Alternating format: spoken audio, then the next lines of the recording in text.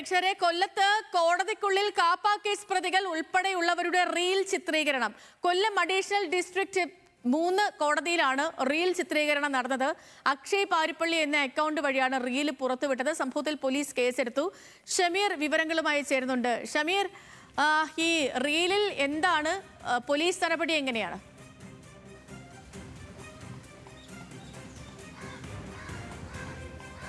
സേതു, ആ റീലിൽ പ്രധാനമായും കാണിക്കുന്നത് കോടതിക്കുള്ളിൽ അവർ കോടതിയുടെ കൂട്ടിൽ നിൽക്കുന്നതും ഒപ്പം തന്നെ ആ കൂട്ടിൽ നിന്നും പുറത്തേക്ക് ഇറങ്ങി വരുന്നതും ചില ശബ്ദശകലങ്ങളുമാണ് അതിൽ ഉൾപ്പെടുത്തിയിരിക്കുന്നത്. റീല് നമ്മൾ കാണിക്കുന്നുണ്ടെങ്കിൽ അതിൽ കൃത്യമായ ശബ്ദശകലങ്ങൾ എന്താണെന്ന് വ്യക്തമാവുകയും ചെയ്യും. അത് ഇത്തരത്തിൽ ഈ റീല് അക്ഷയ് പാരിപ്പള്ളി എന്നൊരു അക്കൗണ്ട് വഴി പുറത്തുവിടുകയും ചെയ്തു. ഇത് പൊതുസേവകർക്കും ഭീഷണി ഉണ്ടാക്കുന്ന റീലാണ് എന്ന് പോലീസ് ഇതിൽ കണ്ടെത്തുകയും ചെയ്തിട്ടുണ്ട്. എന്തായാലും ഈ റീല് വൈറലായതോടുകൂടി കൊല്ലം വെസ്റ്റ് പോലീസ് ഈ സംഭവത്തിൽ സ്വമേധയാ സുവമോട്ടോ കേസ് എടുത്തിട്ടുണ്ട്.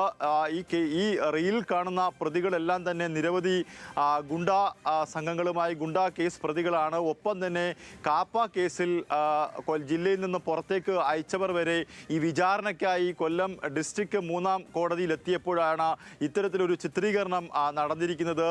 എന്തിനാണ് ഇവർ ഇത്തരത്തിലൊരു ചിത്രീകരണം നടത്തുന്നത് എന്നത് വ്യക്തമല്ല.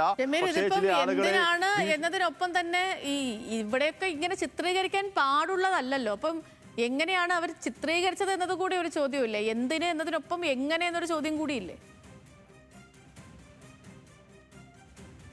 തീർച്ചയായിട്ടും അത് നമുക്കറിയാം. നമ്മളൊരു ചാനൽ ക്യാമറ പോലും കോടതിക്ക് പരിസരത്തേക്ക് കയറ്റുമ്പോൾ അത്രയും ജാഗ്രതയോടു കൂടിയായിരിക്കണം അത് പ്രവർത്തിപ്പിക്കേണ്ടതെന്നുള്ള വലിയ നിബന്ധനകൾ നിലനിൽക്കുമ്പോഴാണ് ഇത്തരത്തിൽ കോടതിക്ക് ഉള്ളിൽ അതും വിചാരണക്കൂട്ടിൽ നിൽക്കുന്ന ആ പ്രതിയെ ചിത്രീകരിക്കുക, ഒപ്പം തന്നെ ആ കോടതി നടപടികൾ ചിത്രീകരിക്കുക, അതിനുശേഷം പുറത്തേക്ക് ഇറങ്ങി വരുന്ന ചിത്രീകരിക്കുക, അതിനുശേഷം അതിൽ ചില ശബ്ദശകലങ്ങൾ കൂട്ടിച്ചേർക്കുക. അത് അംഗീകരിക്കാൻ കഴിയുന്ന ഒരു കാര്യമല്ല. അത് കോടതിയുടെ ശ്രദ്ധയിൽ ഇതുവരെയും പെട്ടിട്ടില്ല. പക്ഷേ ഇപ്പോൾ ഈ വാർത്ത പുറത്തു വരുന്നതോടുകൂടി കോടതിയുടെ ശ്രദ്ധയിൽ കൂടി വരും. എന്തായാലും പോലീസ് ഇതിൽ സ്വമേധയാ കേസെടുത്തിട്ടുണ്ട്. ഈ പ്രതികളുടെ പേര് വിവരങ്ങൾ അല്പസമയത്തിനുള്ളിൽ തന്നെ നൽകാമെന്നാണ് പോലീസ് വ്യക്തമാക്കുന്നത്. ഷമീർ, ശരി, എന്തൊരവസ്ഥയാണല്ലേ കോടതിക്കുള്ളിൽ. ഷമീർ പറഞ്ഞ പോലെ തന്നെ ഒരു ചാനൽ ക്യാമറ പോലും കയറ്റുമ്പോഴത്തേനും അത്രയും കാര്യങ്ങളൊക്കെ നോക്കി കണ്ട് മനസ്സിലാക്കി ജാഗ്രതയോടുകൂടിയാണ് കോടതി വിവരങ്ങളൊക്കെ, അല്ലെങ്കിൽ കോടതിയിൽ നിന്നുള്ള വിവരങ്ങളിനപ്പുറം അവിടെ നിന്നുള്ള ദൃശ്യങ്ങളൊക്കെ പ്രേക്ഷകരിലേക്ക് എത്തിക്കാൻ കഴിയുകയുള്ളൂ. ആ സ്ഥലത്താണ് കൂട്ടി നിൽക്കുന്ന ദൃശ്യങ്ങളടക്കം ഫോണിലെടുത്ത് അതിനെ റീലാക്കി ഇട്ടിരിക്കുന്നത്, അതും കാപ്പ കേസ് പ്രതികളൊക്കെ.